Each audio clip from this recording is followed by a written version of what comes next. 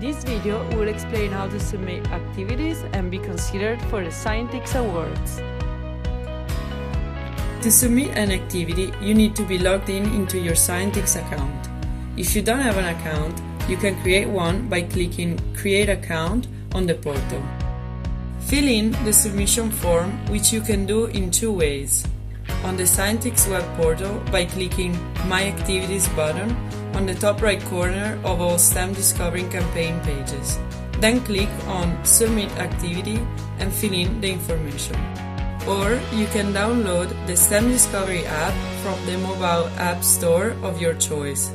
Sign in with your Scientix username, then click on the blue circle with the arrow on the top right corner and fill in the information as instructed. To take part in the Scientix Awards, you need to mark Yes, I do agree to the statement I agree for my entry to be considered for the Scientix Award. You can submit as many activities as you want to the Scientix Award.